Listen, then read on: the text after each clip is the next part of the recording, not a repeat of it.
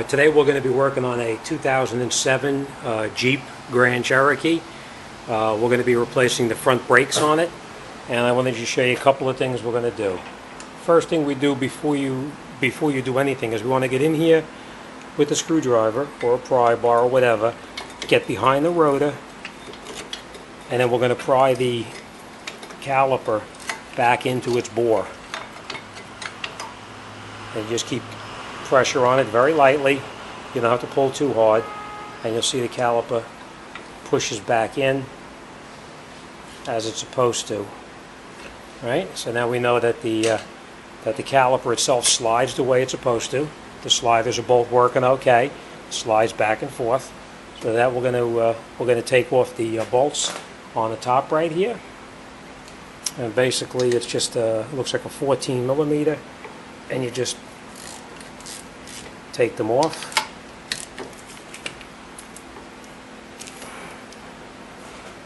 And then we're going to unscrew them all the way out. We're going to reuse these, so don't throw them away. We're going to need to reuse them.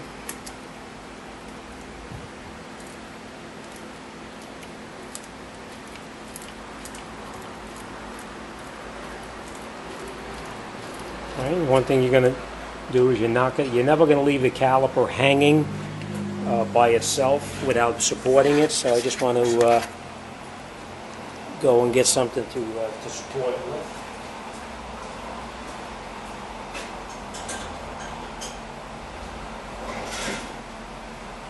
What I normally do is just take a hanger or whatever you have and just slide it through here and just relocate it up and out of the way, so that way it's not hanging by the cable here. Next thing we're going to do is we're going to take off the mounting bracket off of the steering knuckle. That can be pretty tight, so you probably need to use a fairly large ratchet. Most of the time it's a ½ inch that you're using on this one here. ½ inch ratchet, that is. And once you break them loose, you're just going to take it totally off the car, so we can get the rotor off of the car.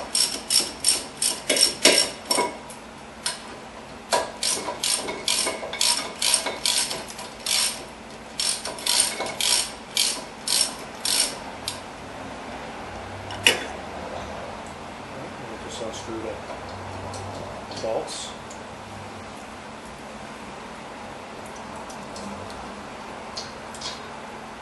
We're going to reuse those again, so don't throw them away.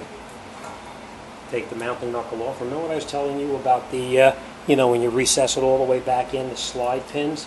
That's these pieces right here. They have to be able to slide nice and easily. If they don't slide, then you're going to have to change the mounting bracket. But I'm going to show you how you grease everything up when you put it back together. But in the meantime, I want to show you how to get the rotor off the car. This rotor is a little different than most rotors, and I'm going to show you why. You would think that you just pull the rotor right off the car and it comes right off, that's it. But this rotor here is pretty tight, one because it's rusted on there, and the next reason is there's a little O-ring right here on the face that keeps moisture from getting into in the back there. If you don't take this O-ring off, you're going to kill yourself trying to get that rotor off there, and it's not going to come off. Alright, so you have to pull that ring off. You just use a pick or a scribe, whatever you have to get underneath it, and we are going to reuse this, so don't throw it away. Now I'm going to show you how to get the rotor off the car. Obviously, rotors, that they sit for a while, they are pretty rusted where you can't get them off. And if you see, this is pretty rusty. But what we're going to do is we're going to take a hammer, and we're just going to tap it ever so slightly right on this top part right up in here. We're going to tap it right there while prying with the pry bar out on the knuckle. So you just tap it and keep pressure on here and tap it.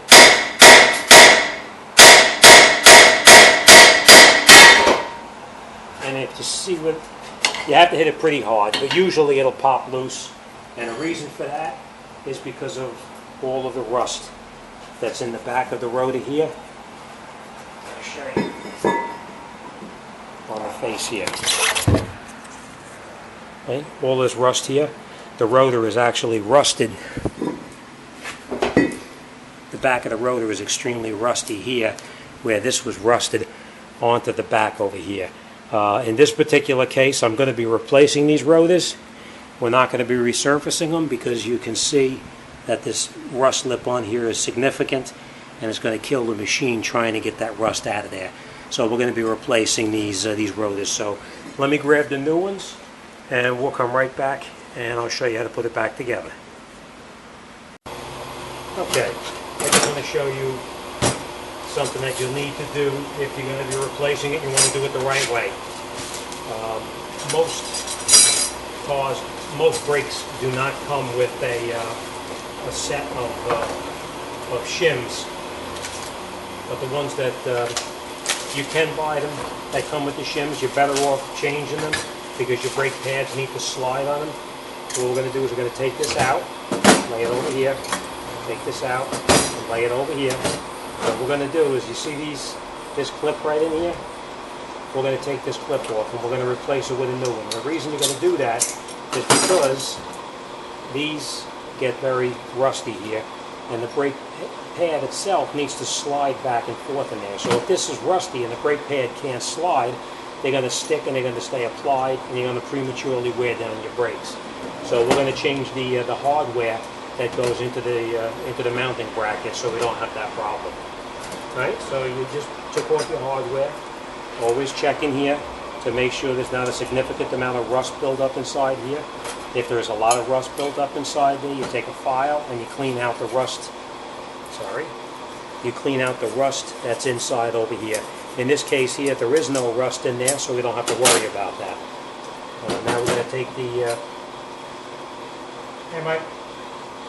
So now we're going to take the new hardware kit that came with it, and we're going to mount it into the knuckle itself. And basically it just goes in here like that and pushes down. I'll show you in a second. It pushes right down into the knuckle right here, so that way you have a nice surface for the brake pad to slide on. So we're going to change the other one now. Again, you just get behind it with a screwdriver. You just pry it, and it comes right out.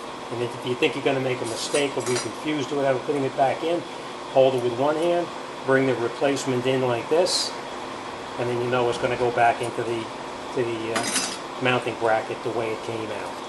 Alright, now we know this is nice and clean underneath here again. There's no rust in there. I can feel that. And then you just take this and you push it right in to here so that it's over the top of the knuckle, as you can see right here. Okay? Alright, so now we have the new hardware is on. We're going to take these slide pins here out.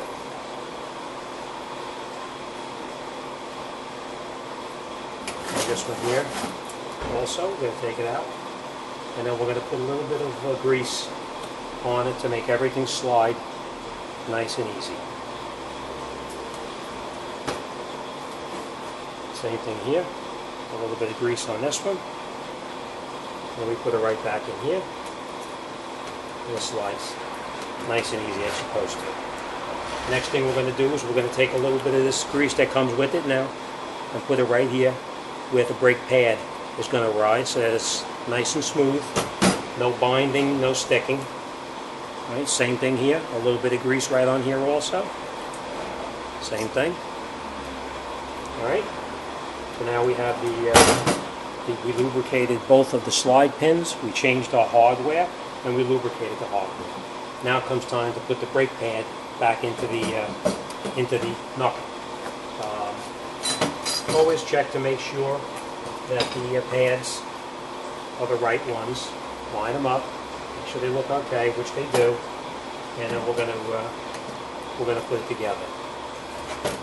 The way I normally do it, you could do it in the car if you want, or you can just do it here on the bench. You put your brake pad in to the knuckle, and you just turn it sideways like that. and it fits right in as it's supposed to, and it slides nice and easy with the new hardware in there, which is really important. Without the sliding, you're going to have binding and it's going to be a problem.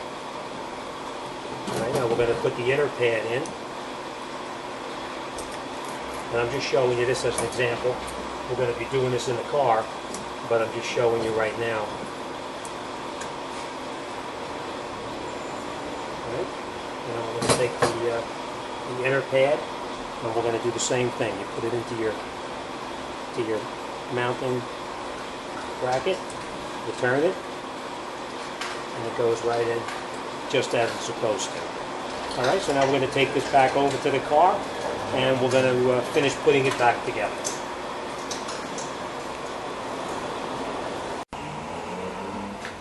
Alright, now that we got the new rotor, you can put the new rotor on the truck. Let's just put it on.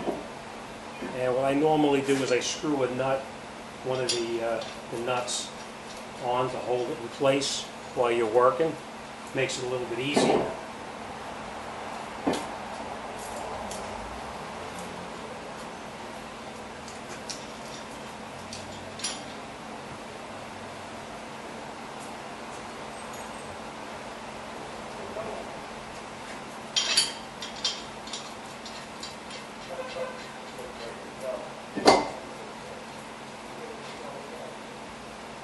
Holds the rotor in place. Now remember we talked about this this O-ring here too. We have to put that O-ring back on there. And the way you do that is you just put it into the groove, hold it in place, and you just take the scribe or pick or whatever, and you put it right on there, and it pushes right back into the groove where it belongs.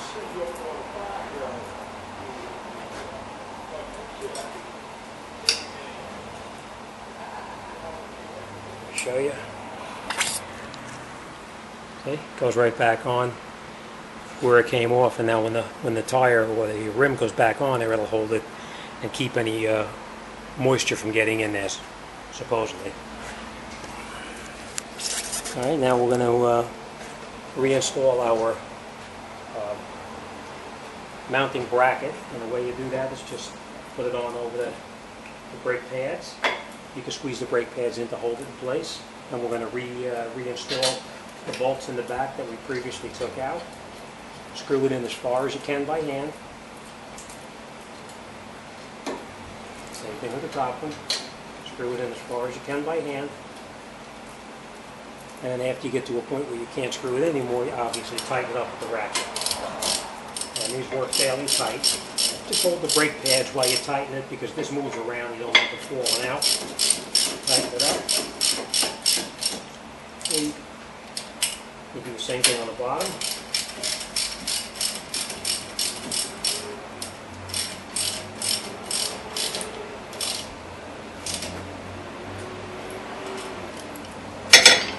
Now I use a breaker bar to tighten it up. You can, as long as you can tighten it tight, you'll be okay, but I use the breaker bar just to make sure.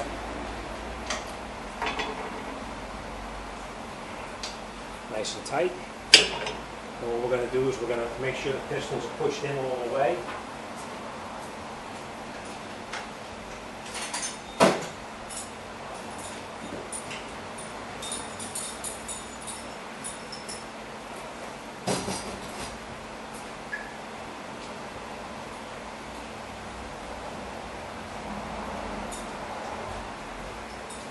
And the way we're going to do that is we're going to take the brake pads, the ones I didn't install from the other side yet. We're going to take our caliper, just lay the caliper up.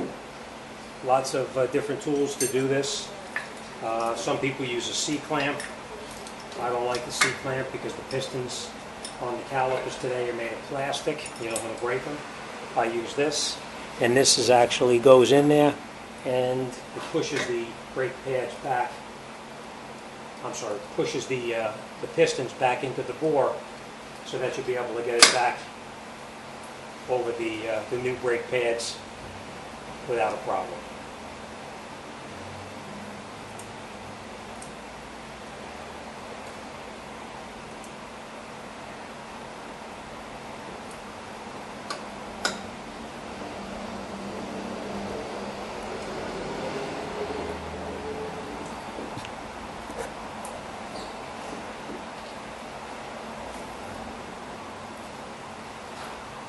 once it's pushed in all the way, we can take our tool back off. We can take the brake pads out because we were just using them to push it in. And then what we're going to do is we're going to mount the, we're going to put the caliper back onto the knuckle. Now, make sure that your brake line is not twisted. I've seen a lot of guys put it on already with the brake lines all twisted up like this. That's not good.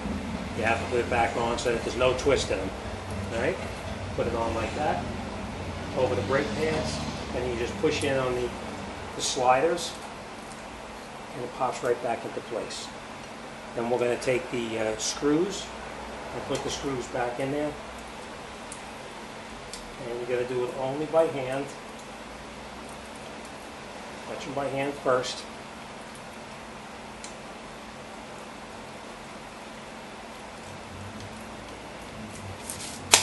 Let me just show you one thing real quick.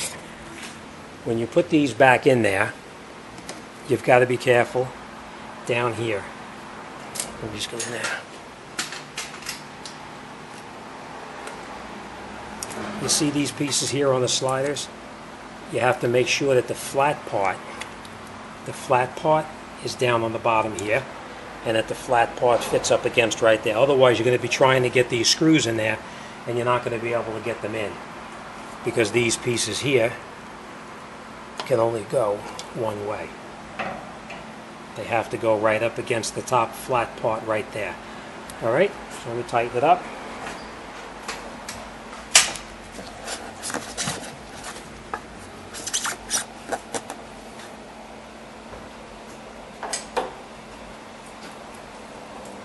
Remember, always do it by hand. Get it down as far as you can by hand, and then tighten it up.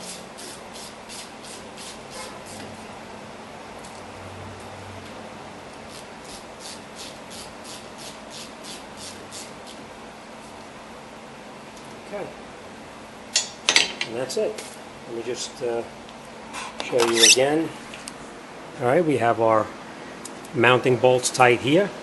We tightened up the other bolts in the back down over here that hold the mounting bracket to the car. We put that O-ring back on the rotor itself, and that's it. Our brake line is not twisted. It's nice and straight, so you know you didn't twist it by accident. And that's it. Now we're going to go around the other side, and we'll put that together, and we'll be all set. All right, thanks for watching. Good luck, and if you need any advice or anything, drop me a line. See you guys on the next one. Thanks for watching.